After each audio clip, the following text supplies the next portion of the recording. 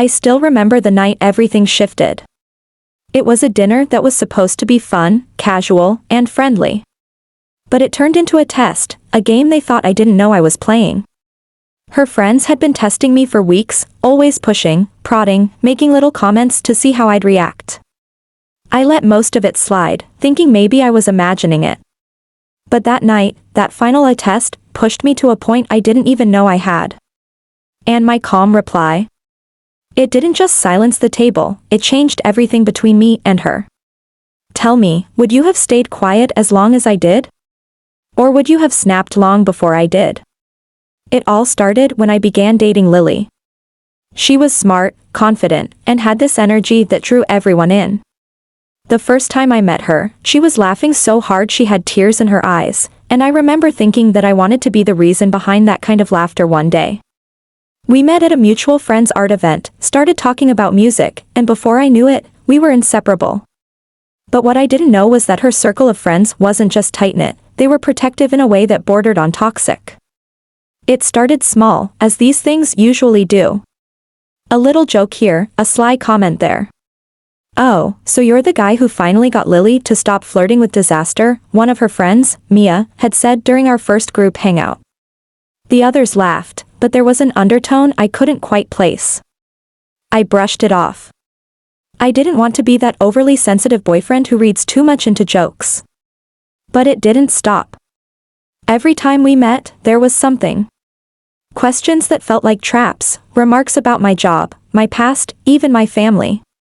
Oh, you're an accountant? Must be nice to live such a thrilling life, another friend, Jess, once said with a fake smile. It was all in good fun, or so they claimed, but their eyes told another story. I could feel it, like they were analyzing me, waiting for me to slip up. Lily would just roll her eyes and say, "Don't mind them, they're just teasing." So, I didn't. I smiled, laughed along, and thought maybe if I kept being polite, they'd warm up to me. But kindness, apparently, was fuel for their little game.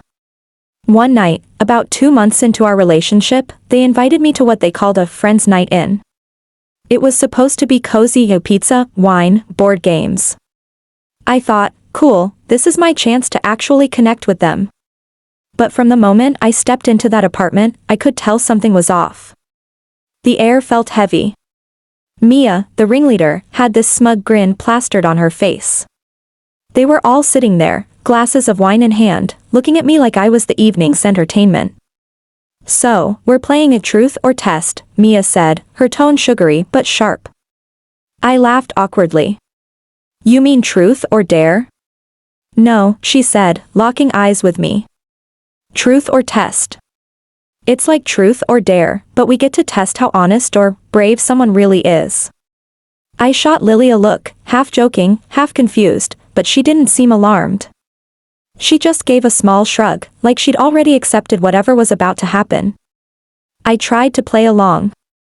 The first few rounds were harmless, someone had to text their ex, someone else had to drink if they lied about something. But then it shifted. Suddenly, the questions were aimed mostly at me. Would you still be with Lily if she lost her looks?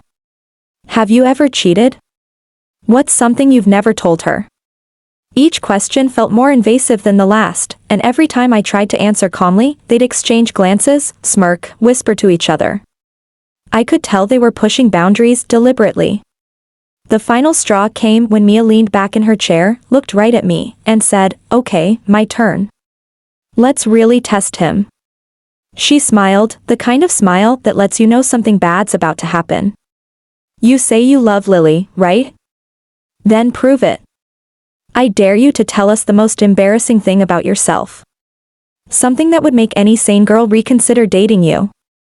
I froze. The room went quiet. I could feel every pair of eyes on me, including Lily's. She wasn't laughing this time. She just looked curious. And that hurt more than anything. Because she didn't stop them. She didn't say, "Hey, that's too far." She just waited, like she wanted to see how I'd handle it. I took a slow breath. My mind raced with memories, moments, secrets, none of which I owed to these people. I could have snapped. I could have told them exactly what I thought of their little game.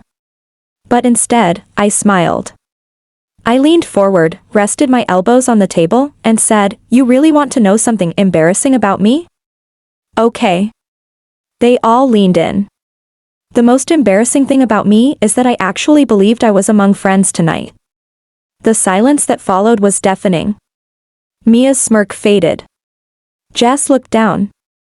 Even Lily's expression shifted from curiosity to guilt. I stood up, calm and steady. "You all say you're doing this for fun, but I think it's more than that. You don't like me because I don't play your games. And that's fine. But here's the thing, if testing someone's love or loyalty is your idea of fun, maybe it says more about you than it does about me." I could feel my voice trembling slightly, not with anger but with clarity. "You wanted to see how much I could take? Well, congratulations, you've seen it. You win." Then I turned to Lily. "And you. I thought you were different. But watching you sit there, letting them chip away at me just to see if I'd break, that's not love, Lily. That's entertainment." I grabbed my jacket and walked out, leaving them in stunned silence. As I drove home, I felt a mix of relief and heartbreak. I wasn't angry, not exactly. More disappointed. I had tried so hard to be the nice guy, the understanding boyfriend, the one who could endure anything for love. But that night, I realized endurance isn't always strength. Sometimes it's just self-betrayal wearing a mask of patience. Still, a part of me wondered if I'd overreacted. Maybe it really was just a joke gone wrong. Maybe I'd made it bigger than it was. So that's the situation I was in, and I had to make a choice. Before I tell you what happened next, pause for a second. What would you have done in my shoes? Would you have stayed and laughed it off? Or would you have walked away like I did? A few days later, Lily showed up at my apartment. She looked tired, pale, almost. "Can we talk?" she asked quietly. I let her in. She stood there, fiddling with her hands, struggling to find words. "I didn't know they were going to do that," she said finally. "They told me it was just going to be a fun game. I didn't think they'd target you like that." I looked at her, searching for sincerity. "But you didn't stop them, Lily. You watched." She nodded, tears welling up. "I know." I froze. I didn't know what to say without making it worse. But when you left, they realized they'd gone too far. Even Mia admitted it was cruel. "I'm so sorry." I wanted to forgive her. Part of me still loved her. But something had changed that night, something fundamental. "It's not just about that game," I said softly. "It's about respect. You can't build something real when the people around you are rooting for it to fail." She nodded again, crying now. "I told them I don't want to be part of that anymore. I told them what they did was wrong." She looked at me, desperate. "I don't want to lose you because of them." I sighed. "Then don't." "But it means things have to change. Boundaries. Loyalty. Trust. You can't let people test me to prove something to themselves." For a while, things seemed to get better. Lily distanced herself from that group. We started rebuilding, slowly, cautiously. She deleted the group chat they had, stopped going to their weekend brunches, even blocked Mia when she tried to apologize sarcastically. I thought maybe we were past it. But toxicity doesn't just vanish, it lingers. A few weeks later, Mia showed up at my office. She smiled like nothing had happened. "Hey, can we talk?" I wanted to slam the door, but I didn't. She leaned against the doorway and said, "You know, you really embarrassed us that night. You made us look bad in front of Lily." I raised an eyebrow. "You embarrassed yourselves." "Maybe," she said, shrugging. "But you should know, guys who take things too seriously never last with her. She needs excitement. Drama. You're too calm."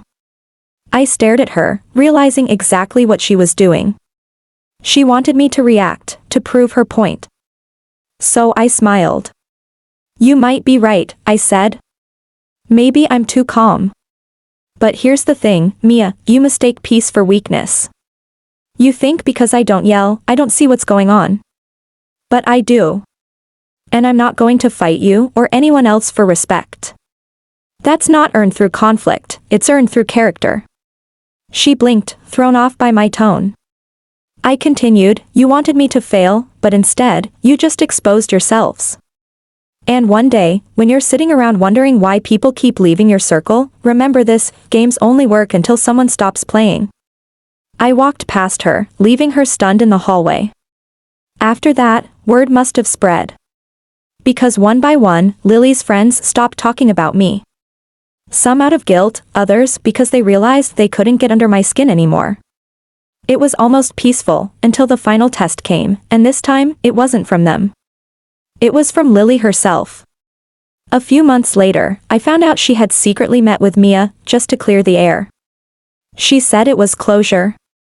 But I saw the messages. Mia had been trying to convince her I was manipulative, that my calm demeanor was controlling. He's too perfect, Mia had texted. Nobody's that patient unless they're hiding something. When I confronted Lily, she broke down again. I didn't believe her. I just wanted to end things peacefully with them. But I could see it in her eyes, doubt. A seed had been planted. So you tested me again, I said quietly. She froze. What do you mean? You wanted to see how I'd react. If I'd yell, if I'd lose it. You wanted proof that Mia was wrong. She opened her mouth, but nothing came out. I sighed. You don't trust me, Lily. Not really. And as long as you need to test me to know if I care, this relationship is never going to survive. She cried, begged me not to leave. But this time, I didn't shout. I didn't argue. I just said, I hope one day you stop letting other people write your story for you. Then I walked away, for good. Months have passed since then. I've focused on myself, my work, my peace. And you know what's ironic? My calm reply, the same calm they mocked, ended up being the loudest thing I ever said. Because silence, when it comes from clarity, echoes longer than any argument ever could. Lily did try reaching out later, sending long messages about how she realized what she'd lost, how she'd cut everyone off for good. But by then, I'd moved on. Not out of spite, but out of growth. I realized that love doesn't need tests, and respect doesn't need proof.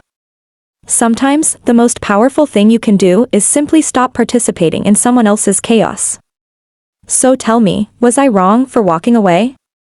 Was I too calm when I should have fought harder? Or did I finally learn the difference between being patient and being a fool? If you were on my side, hit that like button.